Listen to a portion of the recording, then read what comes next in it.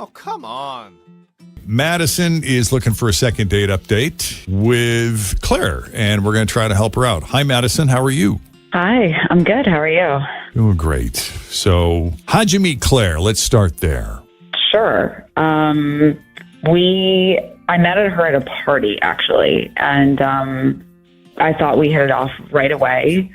We talked the entire time, and we were both like, wow, this is interesting. But I've just had such a tough time dating the last 6 months, and I feel like I finally met someone that I really like. And we had such an amazing time together, and she's not returning any of my calls, and I just feel lost. Lost and confused, like what the heck is going on here? Yeah. Now, did you ever have an official date with her, or is this just from the one encounter you had with her at the party? Yeah, so basically, I would have spent the whole night with her, but I had to go to a bachelorette party, and then we did make plans to go out later that week. So we went on one real date. And it was fun. We went to a smash room at Full Throttle, and we just smashed some stuff. It was awesome. Now, I've heard about those. Those are like rooms to get the stress out, right? Kind of like office space with the metal pipe, and you're just smashing the fax machine or wwhatever. God, that sounds like fun. It was fun. And we both talked about, how frustrated we get in the world and just let it all out. We were yelling and screaming and just had such a good time. Okay. Yelling and screaming and cussing. Yeah. And after that, we went for some drinks. We both got a little, drunk and ended up back at my place.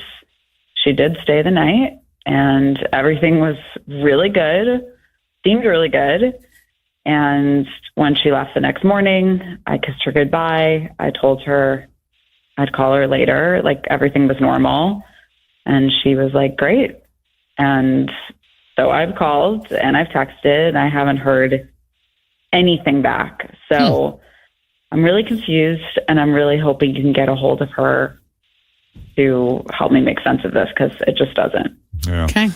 So would you say that there are, and maybe you haven't picked up on this yet, but despite the chemistry and everything you two seem to have in common and your mutual attraction for each other, are there any major fundamental differences that you can think of off the top of your head that might potentially be construed as a problem later? I mean, not that I can remember. So nothing major that would warrant her not calling me back. It was, it was one date. We had a blast together. I don't know. Nothing slipped out when you were smashing stuff? Yeah. They might have been a little... if it did, I don't remember. I don't... Sure. I don't think so. Yeah.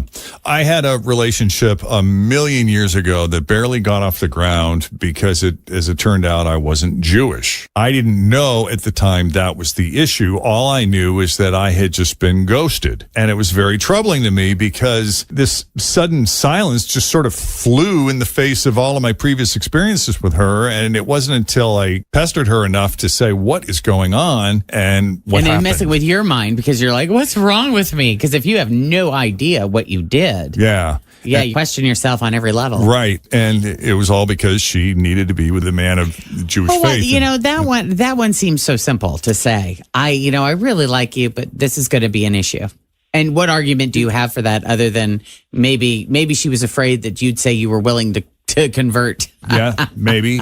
But there was that, and she was getting pressure from her parents, I think, on that front because they were pretty devout. So anyway, it is what it is, and that was that. And I'm not suggesting that that's what happened here, but sometimes it's just, oh, wow, I really like this person. Too bad they're not blank.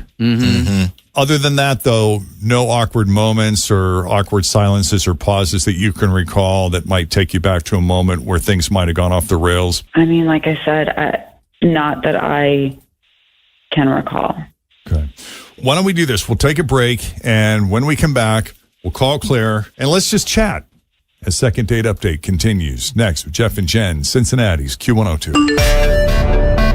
Okay, fun story. Madison met Claire at a party, and it was one of those moments where, I don't know if you've ever been to a party and you met someone who you just instantly clicked with. Even if it wasn't necessarily romantic, you were just like, wow, this is my person.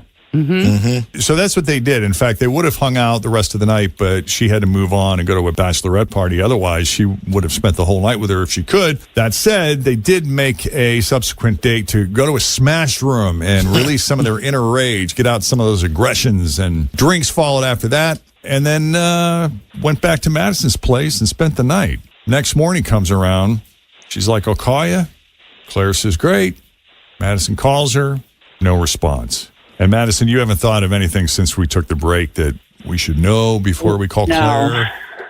No, I'm really eager to hear what she has to say. So, cool. All right, let's call Claire.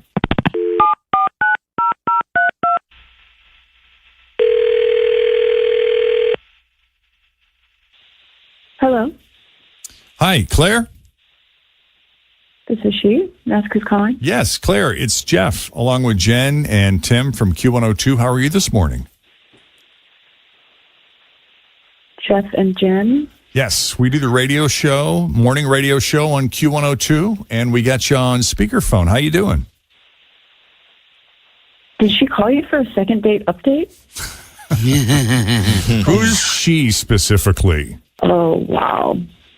I want to make sure we're talking about the right person. It's obviously Madison. It's obviously Madison. Yeah, she sounds nice enough. Yeah, she's nice, and I think she may have a tough time finding a partner with the big life plan she has made for herself and whoever she ends up with.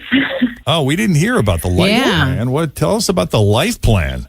Yeah, it's a real bummer because I was really into her, and over drinks, we were talking about what we both wanted out of life, and, like marriage and kids, career, house, all that stuff, and we seemed pretty aligned with all of that.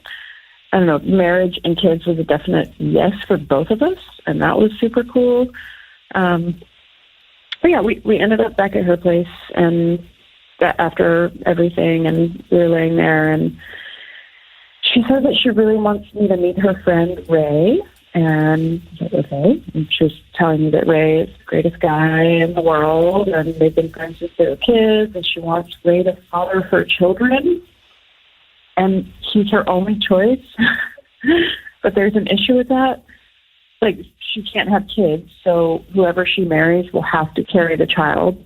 And she has no interest in any kind of in vitro, doesn't like the process and doesn't want to spend that money. So her plan is for Ray to hook up with her wife and do it the natural way. And she's just telling me this all so matter-of-factly, like it's no big deal. And I'd automatically agree to this arrangement that she's invented. And to make it even more interesting, Ray is very gay, and the thought of sleeping with a woman is so repulsive to him, but he's totally willing to do this for her. Now that's a good friend. I mean, that's a friend who's got your back. And a friend who understands money. Sure. Well, yeah, but she was like, yeah, I'll just get wasted and go for it. And I'm like, are you kidding me? I don't know. I didn't even know what to say. I mean, it's a lot of info on date one. Yeah. And she's just kind of telling you all of this just real matter-of-factly, this is an everyday conversation, and obviously it would be something that you would be okay with? Yeah, exactly. We're just laying there, had a cute first date, went back to her place, super hot, laying there, chit-chatting, and I'm like, oh, wow, okay. You have this all figured out. Well, you may as well float it out there now. Did she show you a picture of Ray? Do you have any idea what your children are going to look like? It's a really good question. No, we didn't get there. Luckily, the phones were not in the bedroom. But didn't make it that far. Wow. Well, I got to tell you, I've had this conversation with Chris, and it was mostly joking. In a sort of a Tim maybe I had a couple glasses of wine ranty. And you guys have been talking on and off about having kids forever. We have for 10 years. I said, hey, why don't we just, we've had all these women in our life offer up their services, their eggs, all of these things. Good friends, all women you would love to have. Yeah, most, some are no's, but most are yeses. A couple of good ones. Yeah. And I was like, come on, Chris, we could just, throw some bourbons back, do it old school, save some time, save some money, and just get it done. Yeah. And he's absolutely like, no way in hell could we ever do that. Yeah. And, like I said, most of me is joking, but there's a part of me that would go, well, if we really want to do this, That it kind of makes sense. Yeah. we got the work parts. If we got her and we got me or Chris or whoever, Yeah.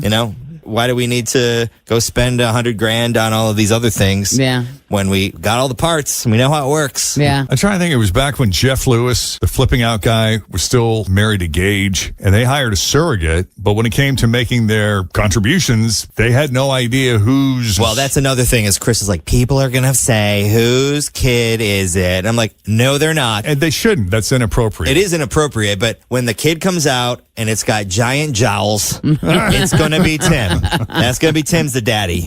If it comes out and it's got giant eyes and big smiley teeth, it's going to be a Chris You think kid. it'll be obvious at some point in a kid's life. one's going to need to question that. Yeah. But yeah, Okay. I get what you're saying. It's a lot of information up front, and it's not for everybody. I don't think everyone could kind of get behind that. Yeah. But it also kind of makes it's sense. just assuming that your partner, like, this is a plan that she invented, but it's just like, it's a lot to put on the other person Sure. to carry the child. So, like, To sleep with the guy. I've never met this dude. Yeah. Yeah. Okay. Well, Claire, as you know, we have Madison on the other line. And Madison, it really boils down to, like, when is the right time to bring it up? Do you want to just save yourself the time and the heart-wrenching commitment only to find out later the person's not on board? Or do you just get it out of the way now? I mean, you guys asked me like what I thought happened, and this didn't even cross my mind. Like, it just came up, and I mean, Ray would be good. Like, he loves sex. So, once he's in the situation, he'd be fine. It's a few minutes. What is the big deal? Like 5 minutes out of your day for a lifetime of love and joy.